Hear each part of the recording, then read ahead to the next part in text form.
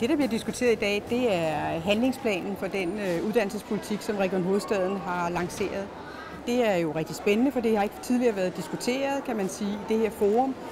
Og det her forum, det er alle de, der arbejder med uddannelse i det daglige ude på hospitalerne og de virksomheder, der er i regionen.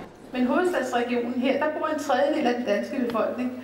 Og hvis den danske befolkning, der bor her, har høje kompetencer, har gode uddannelser, tjener mange penge, så er det os, der kan være med til at drive væksten. Forskning og uddannelse, det er fundamentet for, at vi overhovedet kan levere en god, ordentlig behandling på højt niveau til vores patienter. Det er også vigtigt for vores medarbejdere, at man er godt klædt på uddannelsesmæssigt. Det giver en faglig stolthed, det giver et bedre arbejdsmiljø, og i sidste ende, så giver det sådan også patienterne, tror vi på, en bedre oplevelse af, at kvaliteten er i orden, og det, der foregår, er i orden, når de ved, at det her det er et højt profileret område i regionen.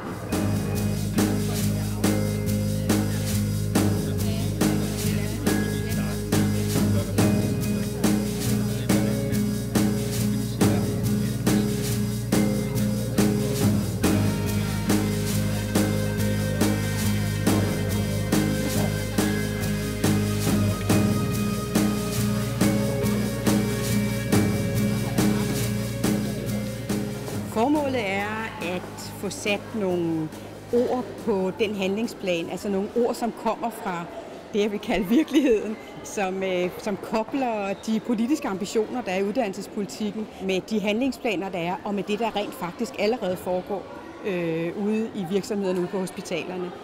Så det handler om at få det gjort mere nærværende, gjort mere virkelighedsnært. Det er også et spørgsmål om at få lov at dele nogle erfaringer, blive klogere på, hvad gør man hos naboen. Spændende, det kunne vi også tænke os at gøre.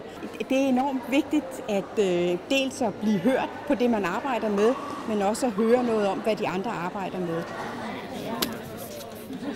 Der er opbakning og råd og vilje til, at I også efteruddanner jer.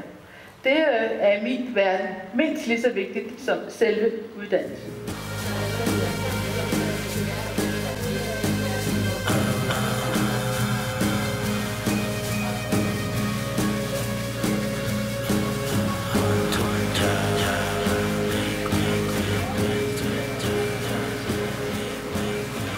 Jeg har først og fremmest fået nogle fantastisk spændende og levende eksempler på nogle af de mange projekter, der arbejdes med rundt omkring i regionen på regionens hospitaler.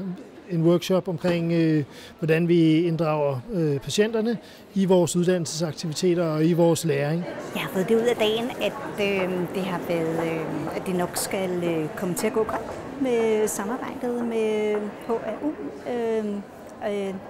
Der kommer nogle gode kurser ud af det, og en god uddannelse, både præ- og postgraduat, tror jeg på. Det har været en god oplevelse til en velorganiseret møde, og hvor det, jeg har fokuseret på, var patientinddragelse og fået bekræftet, at der er mange ressourcer i regionen til at arbejde med det emne. Jamen, konferencen har givet mig en dybere forståelse, bredere forståelse af sammenhængen imellem kvalitet og patientsikkerhed og uddannelsespolitikken og handlingsplanen, og så skal man kalde det relateret ud til det kliniske felt.